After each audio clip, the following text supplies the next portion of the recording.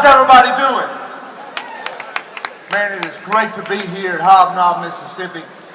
I appreciate the intro over there by Bob and the band. You know, back this summer, the Lieutenant Governor, he wanted to kind of make fun of me as I was running for Lieutenant Governor with my God-given talent of doing a little Elvis impersonation.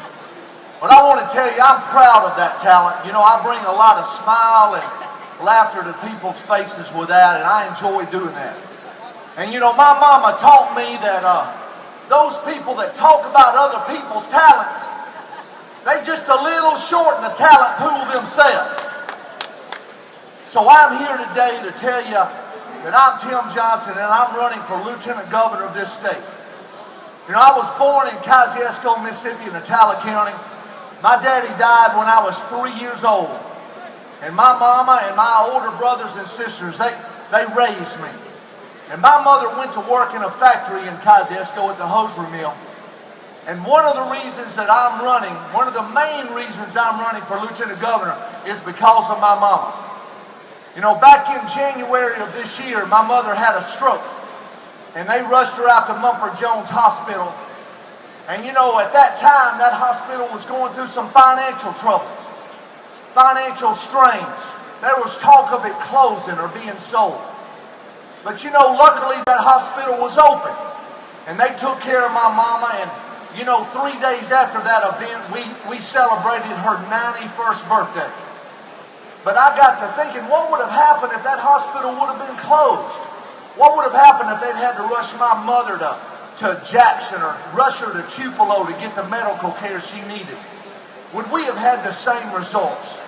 And when I thought about that, and I thought about our current Lieutenant Governor being against Medicaid expansion, and the fact that that money coming into Mississippi, which is our tax dollars that are going somewhere else to some other states, he won't allow that money to flow in our state to help our rural hospitals, to protect our professional health care providers, and help our sick and elderly.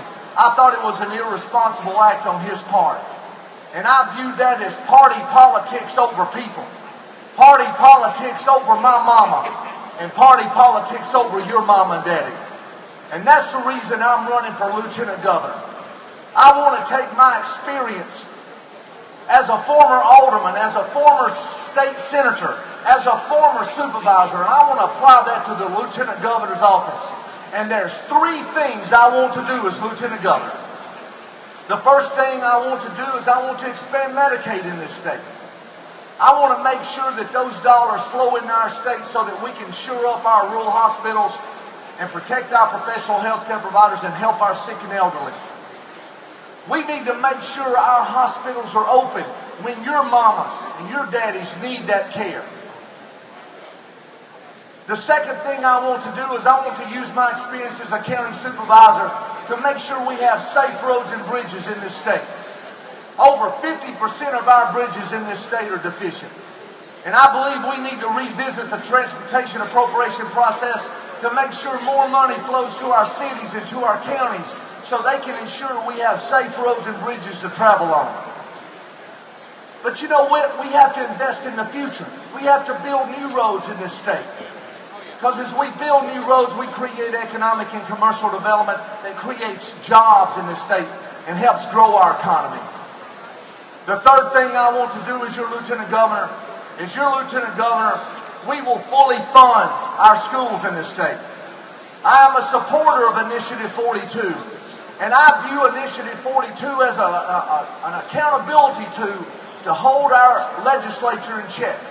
Because right now they are breaking the law when they do not fully fund our schools.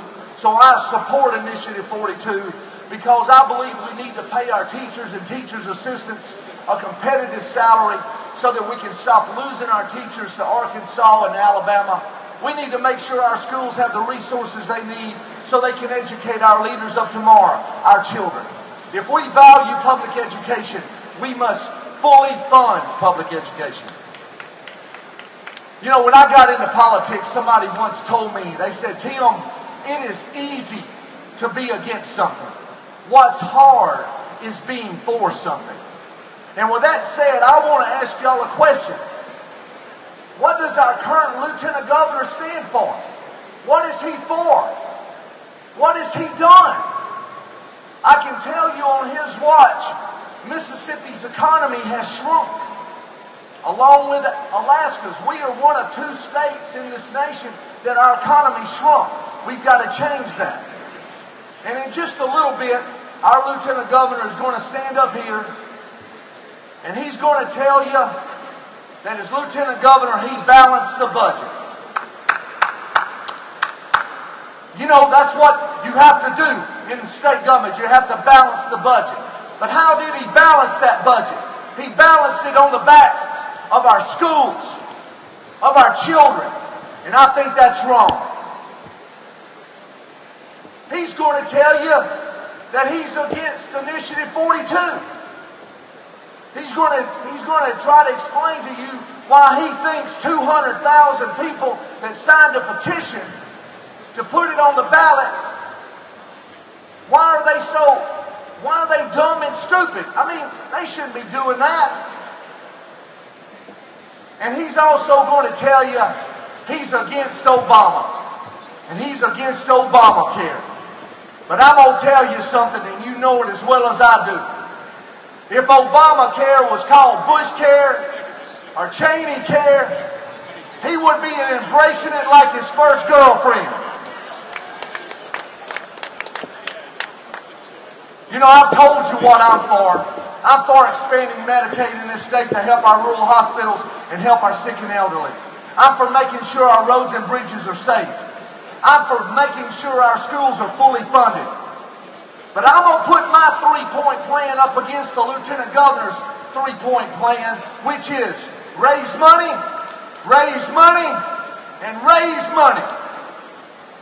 Only thing I have to say is you get what you pay for. You know, I'm running for Lieutenant Governor because I want to bring common sense, decency, and courage to that office. Right now, the Lieutenant Governor's door is literally and figuratively locked. I want to unlock it. As your Lieutenant Governor, I'm going to make sure that door is open. Because I want you to come in. We've got to talk about our Mississippi.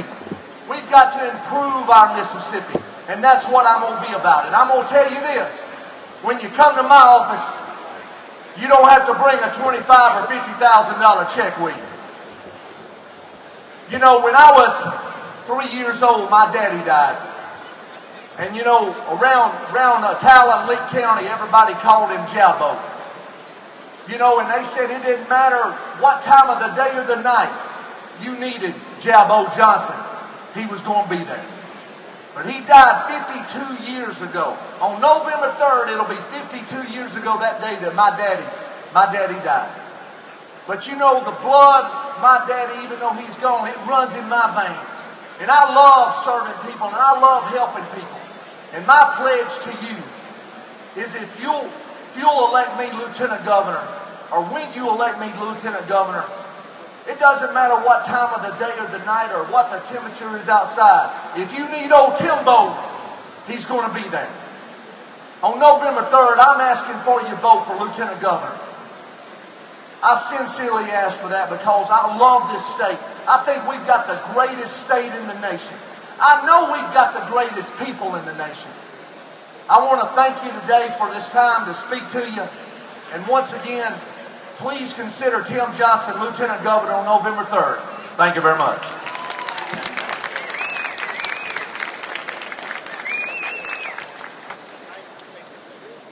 Okay, this is the last time I'm going to talk about this because I'm starting to get a little hungry myself, but I just made a trip to the back and the smells are wonderful. We have a great lunch being prepared. And I just want to tell you, one of the things we're going to be enjoying is some chicken that's prepared by the MSU poultry team. They were here this morning at 4:30 getting started. When I got here at 5, the coals were already hot, and they've been cooking chicken since then.